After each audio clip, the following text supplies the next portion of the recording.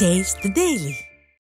நீலகிரி மாவட்டம் மசனகுடியில் தமிழக வனத்துறைக்கு எதிராக கூடலூர் கிழக்கு ஒன்றிய அதிமுக சார்பில் கடையடைப்பு மற்றும் கண்டன ஆர்ப்பாட்டம் நடைபெற்றது.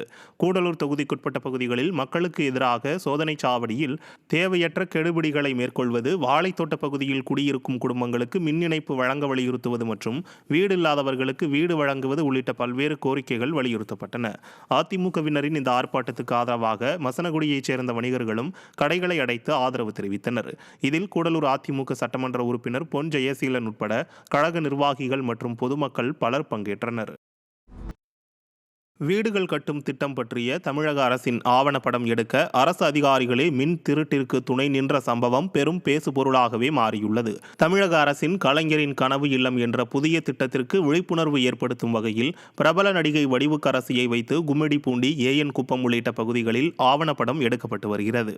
இதன் படப்பிடிப்பிற்கு தேவையான மின்சாரத்தை அருகாமையில் உள்ள மின் கம்பங்களில் முறைகேடாக எடுப்பதுடன் அதற்கு அரசு அதிகாரிகளை துணை போனது பொதுமக்கள் மத்தியில் அதிர்ச்சியை ஏற்படுத்தியுள்ளது. ஏற்கனவே மின்சார வாரியம் பல கோடி கடனில் தத்தளித்து வரும் நிலையில் இதுபோன்ற முறைகேடுகள் தான் காரணமாக இருக்குமோ என மக்களுக்கு சந்தேகம் எழுந்துள்ளது. விடியா திமுக ஆட்சியில் அரசின் வீடு கட்டும் திட்டத்தை விளக்கும் ஆவணப்படம் எடுக்கவே முறைகேடு என்றால், வீடு கட்டும் திட்டத்தில் இன்னும் எத்தனை முறைகேடுகள் நடக்கும் என்றும் மக்கள் கேள்வி எழுப்புகின்றனர்.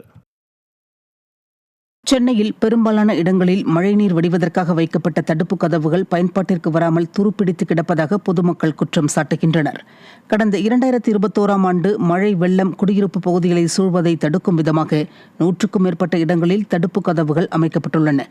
பேசின் பாலம் அருகில் பக்கிங்ஹாம் கால்வாயுடன் இணையும் திட்டத்தில் உட்வார்ப் சாலையில் மழைநீர் வடிவதற்கான புதிய தடுப்பு கதவு அமைக்கப்பட்டு 2 ஆண்டுகள் ஆகியும் பயன்பாட்டிற்கு வராமல் துருப்பிடித்து காணப்படுகிறது. இதேபோன்று பல இடங்களில் தடுப்பு கதவு அமைக்க நிதி ஒதுக்கி வீணாக்கப்பட்டுள்ளது.